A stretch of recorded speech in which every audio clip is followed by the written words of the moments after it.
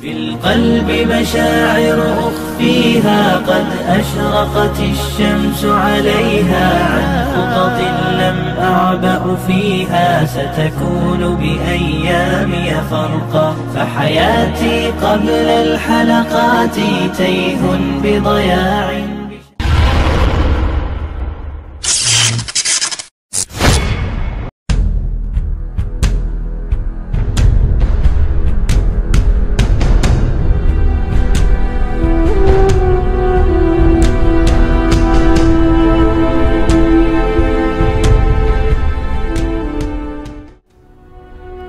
Assalamualaikum warahmatullahi wabarakatuh.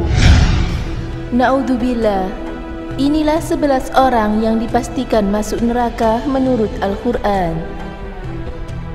Sebagai umat Islam, kita diajarkan bahwa kehidupan di dunia ini hanyalah kehidupan yang sementara, dan akhiratlah tempat terakhir umat manusia akan singgah. Di akhirat kelak, manusia akan dihadapkan terhadap dua pilihan sesuai dengan iman dan amal perbuatannya, yakni surga dan neraka.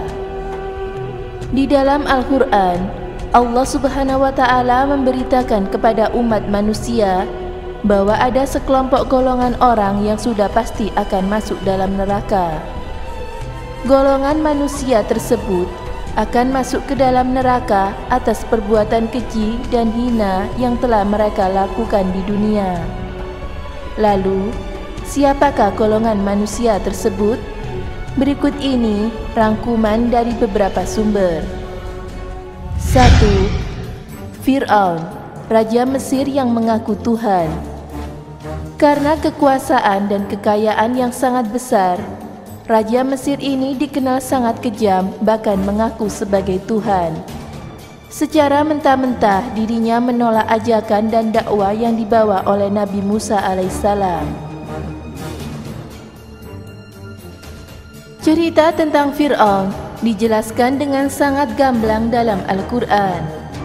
Mulai dari ketika ia memerintahkan untuk membunuh setiap bayi laki-laki yang lahir, mengadopsi Nabi Musa alaihissalam, hingga menjadi musuh besar Nabi Musa saat sang Nabi sudah mendapatkan wahyu dari Allah Subhanahu wa Ta'ala.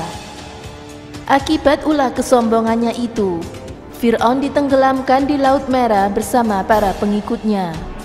Jasadnya kemudian utuh dan dijadikan sebagai pelajaran bagi semua umat manusia bahwa siapapun yang menentang Allah akan menerima azabnya.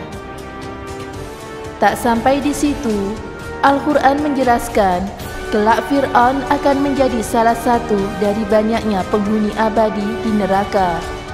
Al-Quran Surat Ghafir ayat 46. 2. Qabil, anak dari Nabi Adam alaihissalam. Dia adalah pembunuh pertama dalam sejarah umat manusia. Dirinya tega membunuh saudara kembarnya sendiri, yaitu Habil. Alasan sendiri membunuh saudaranya itu adalah persoalan rebutan pasangan hidup yang lebih cantik. Tetapi ketika ia disuruh agar mendekatkan diri kepada Allah Subhanahu wa Ta'ala dengan syarat kurban untuk mendapatkan sang pujaan, Qabil malah memberi hasil tani yang buruk. Hal ini membuat hasil korban Qabil tidak diterima, sehingga membuatnya iri hati kepada Habil, lalu membunuh saudaranya itu. Berdasarkan sabda Nabi SAW, setiap dosa pembunuh, dosanya akan ditanggung oleh Qabil, karena ia pertama kali mencontohkan perbuatan keji tersebut. Hal ini dijelaskan dalam Al-Quran Surat Al-Baqarah ayat 29. Jika Qabil kelak akan masuk neraka. 3. Qarun, orang yang sangat kaya raya di zaman Nabi Musa alaihissalam.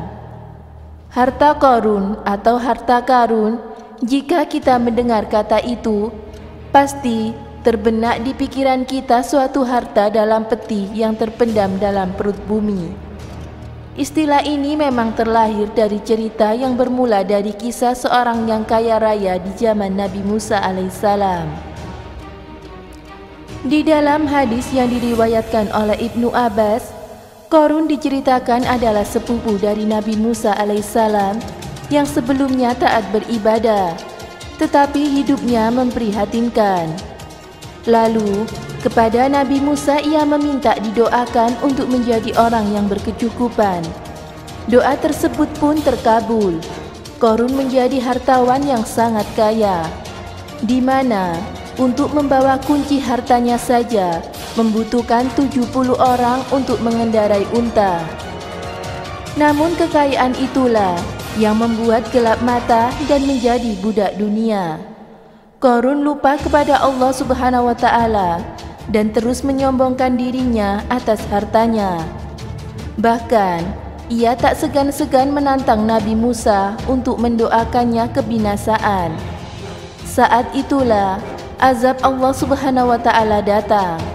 Ia berserta hartanya ditenggelamkan di dalam perut bumi dan disebutkan akan menjadi penghuni neraka, sesuai dengan ayat dalam Al-Quran, yaitu surat Al-Ankabut ayat 39. 4. Abu Lahab dan Ummu Jamil, yaitu paman dan bibi Rasulullah SAW. Menjadi paman manusia paling mulia tak lantas membuat Abu Lahab menjadi pribadi yang baik. Bahkan dirinya menjadi penantang utama dalam setiap dakwah yang dilakukan oleh keponakannya itu. Semua daya dan upaya bahkan dilakukan olehnya agar menghambat dan menghentikan kegiatan dakwah Nabi Muhammad SAW. Tak segan-segan, ia pun tega mencelakai beliau. Tak sendirian, ia pun mengajak istrinya, Ummu Jamil, untuk turut berserta melakukan sejumlah aksi. Perempuan tersebut sengaja menaruh kayu dan tumbuhan berduri di jalan yang biasa dilewati oleh Rasulullah SAW agar beliau celaka. Sosok istrinya itu juga terkenal sebagai wanita yang gemar mengadu domba, sehingga sangat cocok disandingkan dengan Abu Lahab yang sangat buruk kelakuannya. Akhir hayatnya Abu Lahab meninggal dengan sangat buruk. Sekujur tubuhnya dipenuhi bisul dan ia mati terlantar serta tak ada yang mengurus jenazahnya. Namun Abu Lahab dan istrinya secara khusus diabadikan dalam Al-Quran surat Al-Lahab. Keduanya disebutkan dengan jelas sebagai orang yang celaka dan akan masuk ke dalam neraka. Sebenarnya, selain 5 nama di atas, masih ada beberapa nama lagi yang secara gamblang disebutkan dalam Al-Quran akan masuk dalam neraka. Mereka adalah Haman, tangan kanan Fir'aun, Kan'an, putra Nabi Nuh alaihissalam, Namrud, musuh Nabi Ibrahim alaihissalam, istri Nabi Lut alaihissalam, dan istri Nabi Nuh alaihissalam, serta Azar, ayah Nabi Ibrahim alaihissalam. Mereka dipastikan terkena azab neraka karena kelakuan buruk mereka selama di dunia. Na'udzubillah, semoga kita tidak termasuk golongan orang-orang tersebut. Dan semoga kelak kita kembali kepada Allah, kita kembali dengan membawa iman dan Islam dan mendapatkan tempat yang mulia di sisi Allah Subhanahu wa Ta'ala. Semoga kisah ini bermanfaat. Wallahu a'lam bishawab.